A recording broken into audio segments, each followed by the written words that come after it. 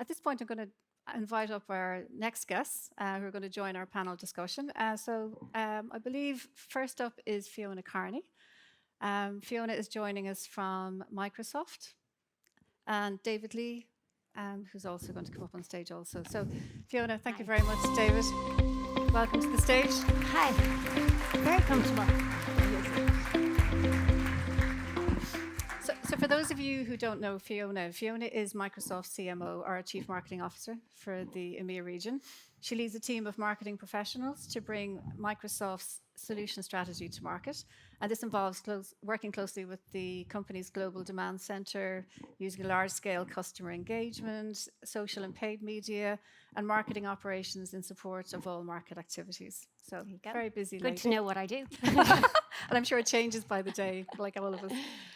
David is PwC's Chief Technology Officer, and he's a member of the firm's leadership team. It says here that you've over 30 years of experience in delivering technology solutions to clients, and I'm sure he didn't want me to mention that tenure, but I've worked very, very closely with David in terms of private and the public sector in Ireland, so it's great to have this highly experienced panel on the stage. So Fiona, maybe I'll start with you first. As you know, we opened up our GenAI Business Centre in PwC in collaboration with Microsoft back in November. And since then, it has been an absolute hive of activity. And Microsoft has a great story to tell in terms of the development and rollout of GenAI across the workforce. And I've heard the conversation go around to drinking from your own champagne, that you'll test it internally first before you think to bring it out to market, because you want to make sure that everything has been run through the right governance models. So can I ask you how you've integrated GenAI into the workplace, and maybe some tips on how you got everybody on board? Yeah, sure, and thank you for having me. Nice to be here with everyone today. I think Priya mentioned so much in your last 20 minutes that I'll probably just build on some of those, because everything you said resonated an awful lot, Priya. Look, I think when we think about generative AI and how we are trying to roll it out across Microsoft, it is really about being customer zero. And we are absolutely not there yet either ourselves. We're learning every day. And I think just back to the cultural element and thinking about how people do learn, that's a big part of this. But I would say, just to take a step back, there's a few different areas that I think about in terms of how we're integrating AI all up, and then particularly generative AI with Copilot. Download it on your phone, folks, if you haven't done that yet. The first is to think about the people and the culture and all of the various different elements around skilling and other things that need to be put in place, which we'll talk a bit about. The other element is around data, governance, accountability, and really thinking about how we're using the technology. And then the really pragmatic element is around identifying the use cases where you can apply generative AI particularly. So for us, we really started function by function, and it's also how we work with our customers. So I have been doing a lot of work with other marketing leaders, for example, around Europe. Our CFOs do a lot of work with CFOs, and so on. And so we're really trying to look at things function by function, because in the end of the day, it comes down to how do we integrate this into our flow of work? So what are the things that we have to do every day where we can use generative AI to help us to be more efficient, to be healthier, to be less stressed? So some of those kind of health and well-being aspects come into it as well. And Priya, you mentioned a lot, but I think really getting the people who are using and working in that function every day to identify what those use cases are is a very first step, so that they can come up with that themselves. And to the point about kind of customer zero, so we have a digital experience team who are a team that work on skilling, that work on how do we make sure people are actually using the technology. And then, of course, there's a lot done from leadership down, because it has to come from everywhere. So even as basic as how are we using it ourselves every day. And I mean, I'll just give you some examples, because it's all about the real life of this. We use Teams very often. I know other people will use Zoom and other things, but we use Teams a lot. In Teams, you can actually now get scripts of all of the discussion that's happening within a meeting. Everything can be recorded. And so afterwards, Copilot can generate notes for you and actions just like that. So all of that note taking and people even being in the room to have to do that is not necessarily needed anymore. Another big thing for me personally is I have a lot of late night calls, a lot of calls that are not at great hours. And so if in the past, people would have this kind of fear of missing out or FOMO of not being on a call. And now these days you can eliminate that and you can just pop in the next day and see, was my name mentioned anywhere? Was there any actions for me, or what was the summary? So they're probably some of the more basic use cases that we would start off with, and they can be applicable to everybody. But then I think as you get into more functional, deep use cases, we're using it particularly in marketing to really save an awful lot of time writing content, blog posts, creating presentations, working with agencies. We've just had a huge amount of productivity increase from that. And one thing I really like is, and when I talk to customers as well, people have said that they feel a lot more at ease with the support of generative AI and Copilot. Oh, really? And it's not intended to do the work for us, and I think that is important. There's a reason why it's called Copilot and not Pilot. But I think having an aid or something that can kind of get that blank page started, get the concept down, get some creativity going, even work with graphics, actually helps people be a lot less stressed and helps people to make that first move. So they're just a couple of things I would start with. I couldn't agree more with you. If I have a blank page in front of me, I'll start scribbling as opposed to writing. Some people are great at starting with, with a PowerPoint now, or not that we would do so many, but it's just great to have those flashes up and something that's prescribed and you can get working straight away. I love the fact that you make that distinction as well between the Copilot and autopilot. So the human is always in the loop. And you talked about the benefits that your workforce is enjoying because of, better ways of working, essentially. Yeah, and I think, one thing that I'd be very, very honest, I think when we're all literally kind of 6-8 months into this, it has been like a rocket ship in terms of everybody having to learn ourselves. And learn with our customers, and we do a lot where we just have customers sharing as well. That's another important thing, so that it's not, everybody's at a different stage. But one thing, and I think this is a really good tip for people if you are getting started, we have this concept of promptathons. So maybe people will have come across hackathons in the past where everyone gets together and starts to think about how they can use technology and other elements.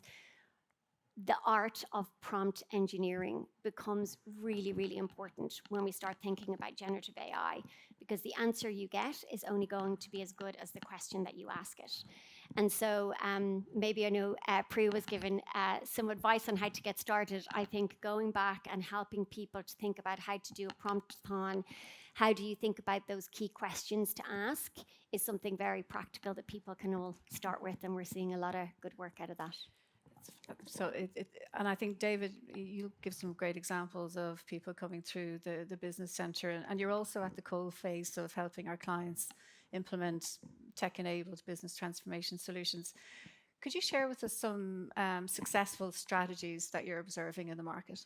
Yeah, sure, Amy. And I suppose you couldn't but be compelled by the passion with which Priya spoke earlier in terms of the potential that technology affords us. But potential without application is a missed opportunity.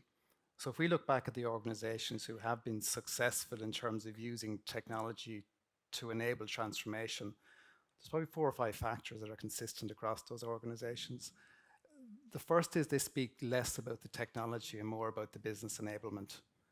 And as you helpfully said at the start, I've been at this for the last 30 years, but things have changed and some things have stayed the same over that period of time. If you think about how we used to introduce technology into organizations, we used to change the technology to fit the way the organization currently operated. Whereas we speak to clients now and it's all around standardization and simplification, trying to take complexity out of businesses. What that means, I suppose, is that you will adopt the technology in a manner that's more consistent with how it was developed. But in simple English, that means is actually you're bringing more change into your organization. So you're actually going to change how Amy or how Priya or how Fiona have been working in a standard way for the last 10, 15 years. It may be better, but it's definitely different. So those organizations who've actually thought through how you deliver change successfully are those that are differentiating themselves from those who simply have been technology-led. at the risk of probably getting boring on it, the boring stuff is important. We talked about potential, but if you look behind that, and Priya, you certainly referenced the power of data.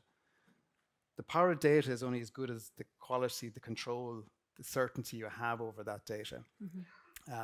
Many of the folks who have come into our GenAI Business Centre are very conscious of the relationship of trust that they have, not just with their customers, but also with their staff.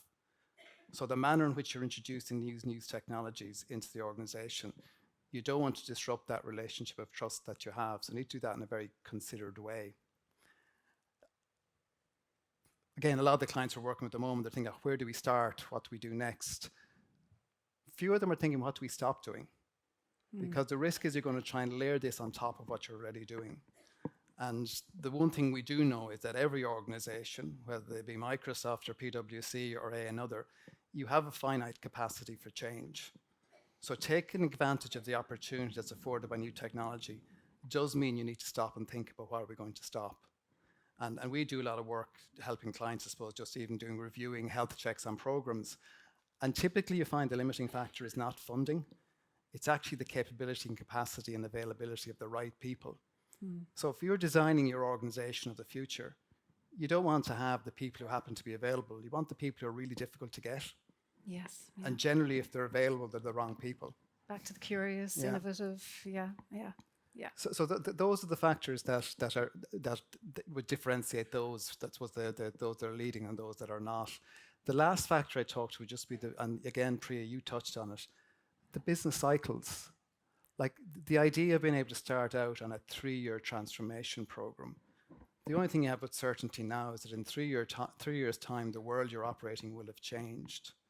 And I'm not sure if people saw it at the start of the session, you had up in quotes in the background there, the CEO survey talking about in this room, 1 in 4 of the CEOs believe their organization will not exist in the current form in less than 10 years' time. Startling. So that's a scale of transformation that we haven't yet absorbed or internalized.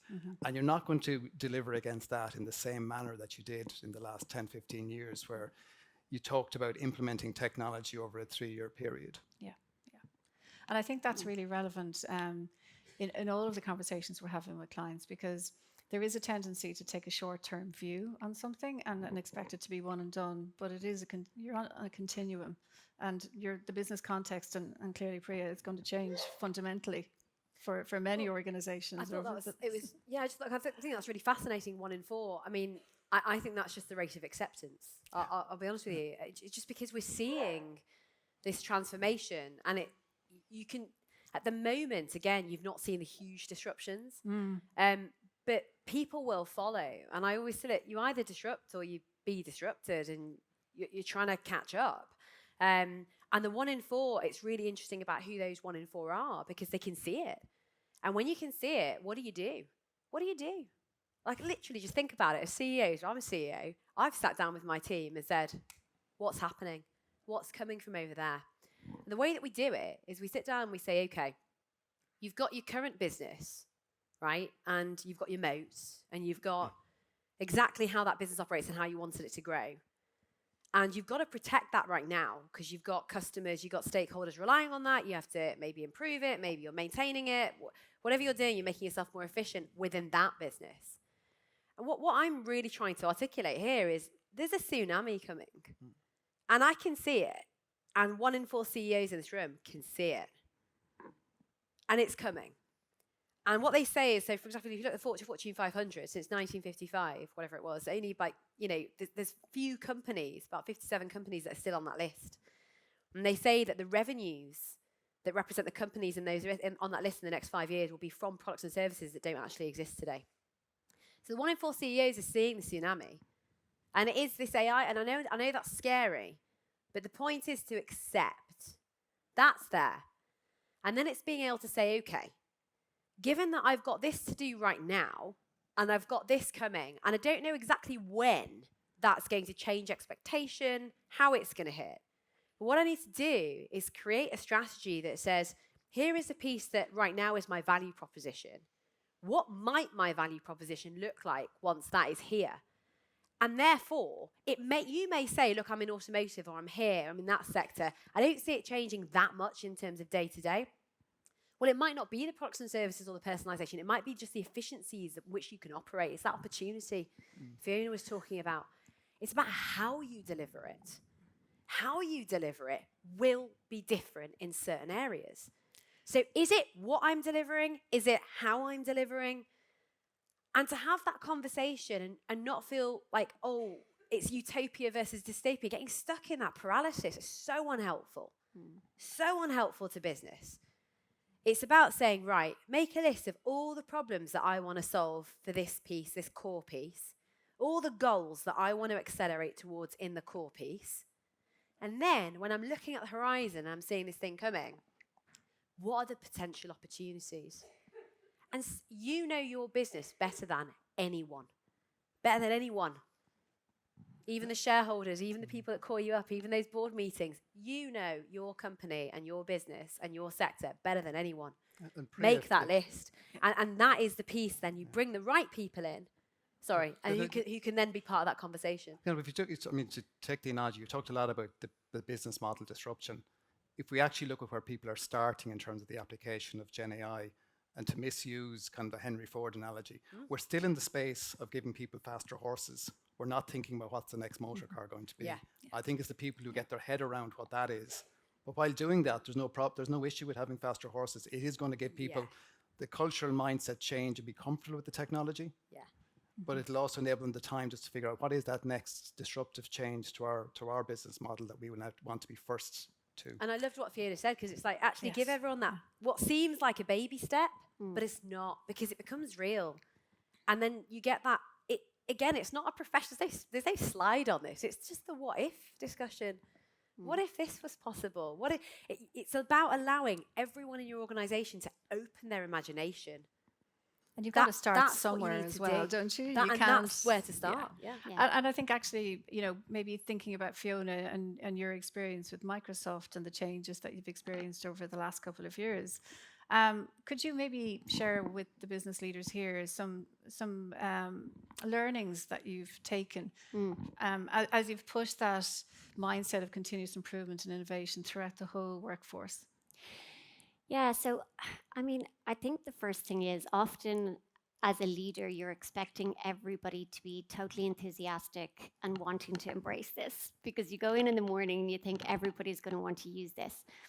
And I think one of the learnings that I discovered is that actually people are quite afraid of new technology and what it can do.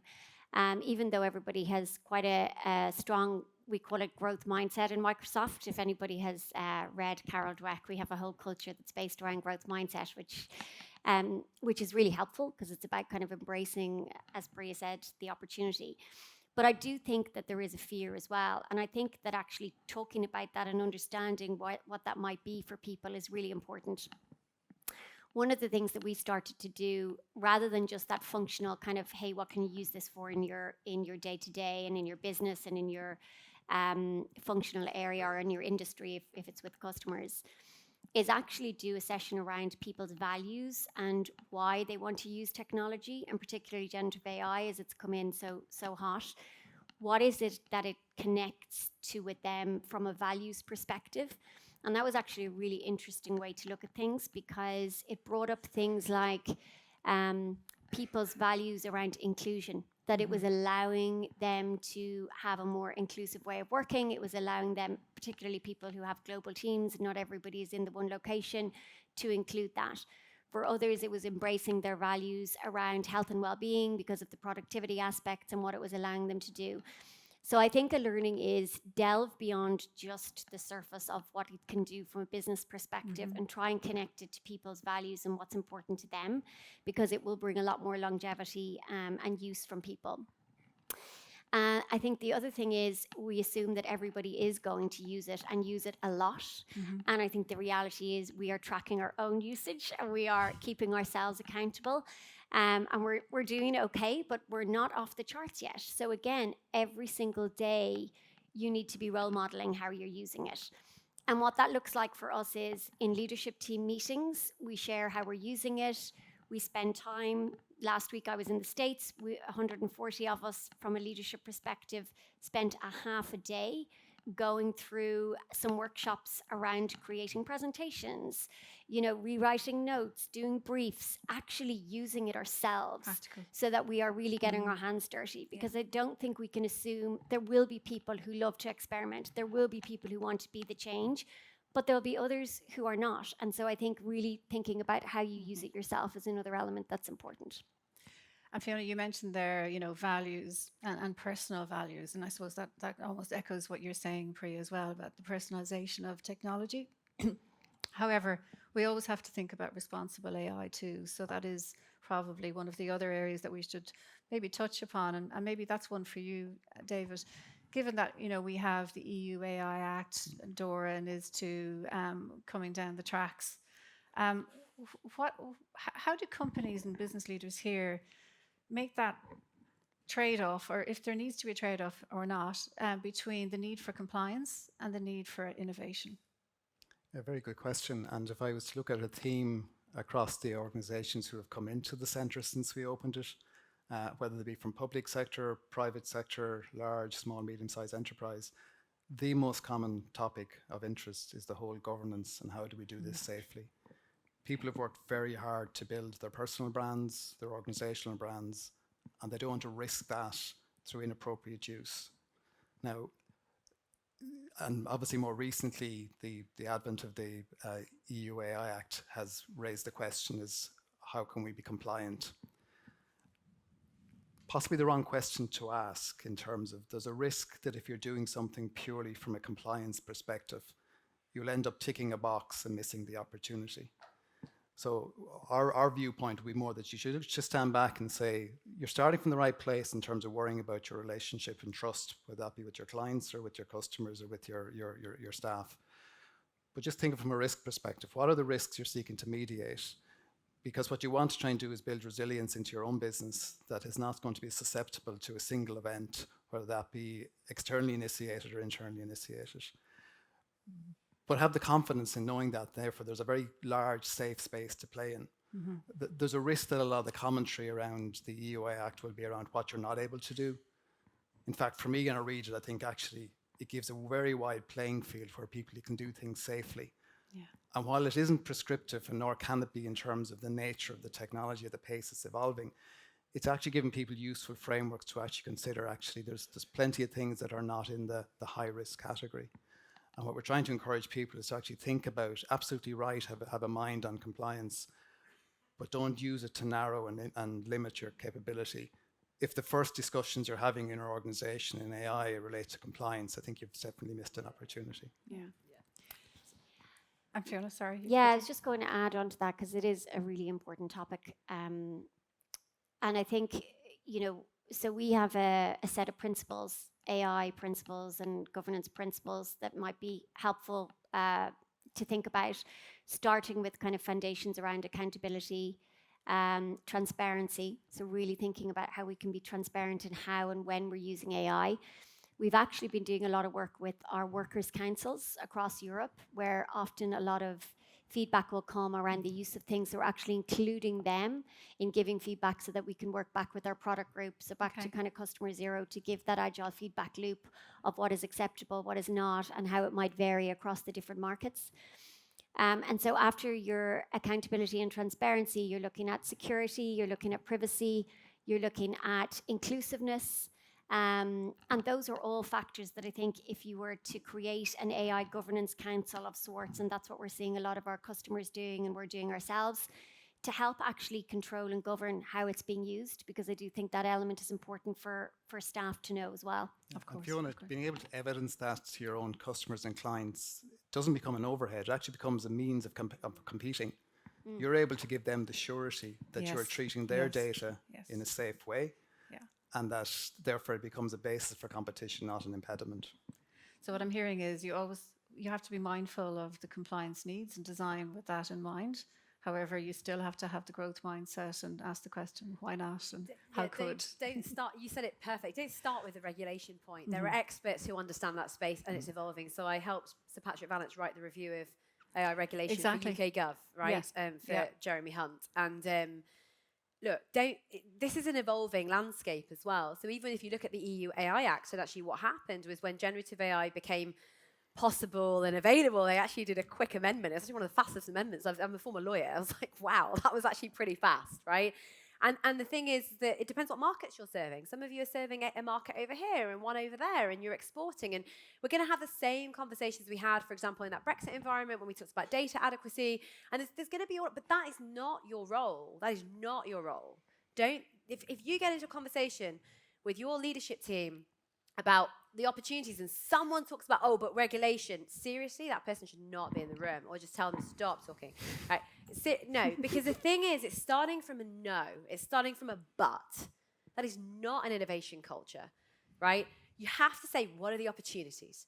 What could happen? Again, all of that, start from that conversation. Now I've identified this. Wow.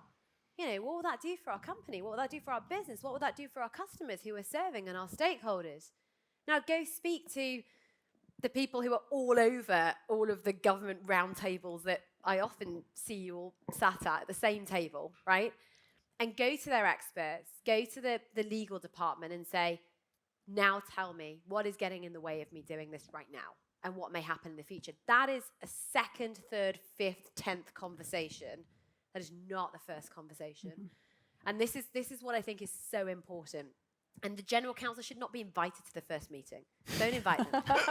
Don't invite them. We'll have a word with us. No, because the thing is, some of you will have GCs and you'll have lawyers who are yes people. They know.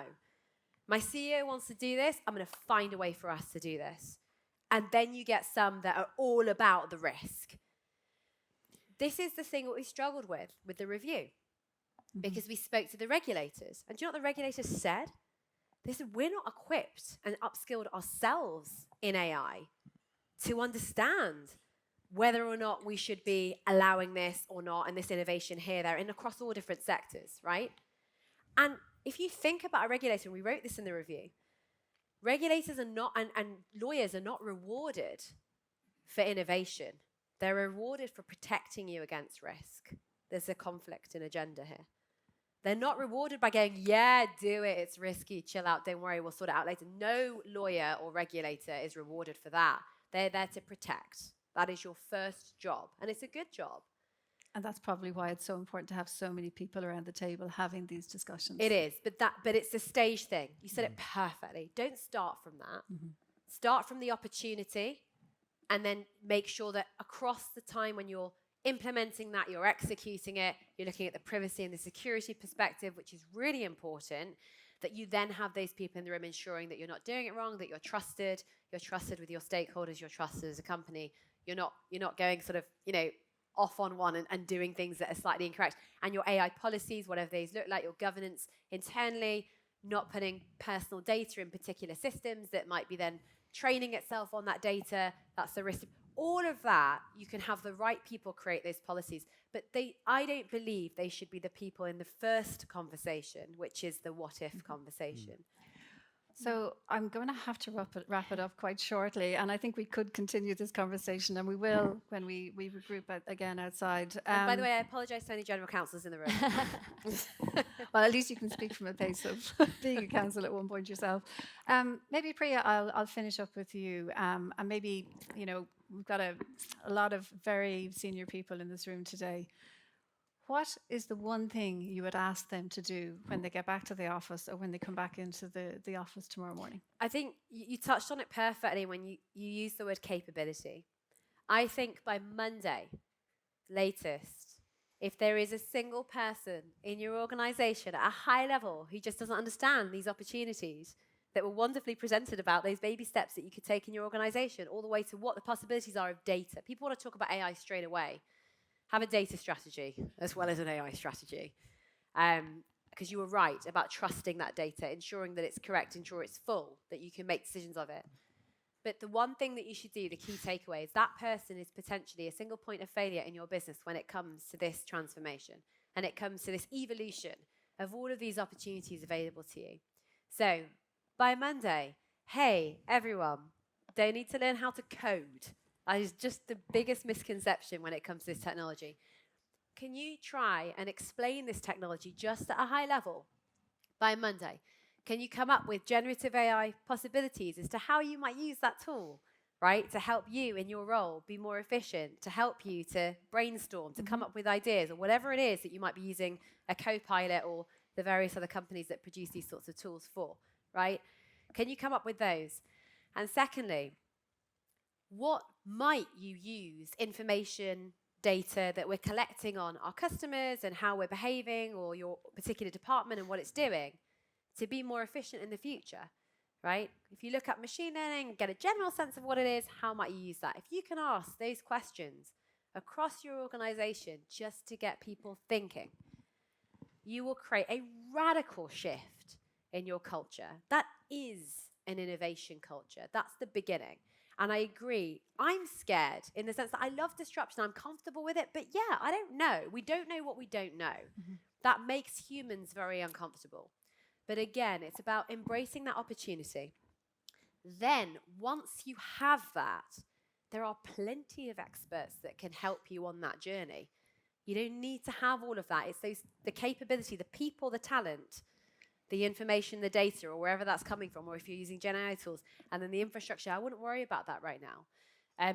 But creating and fostering that culture of curiosity and problem solving, and what could be on that horizon that is yours.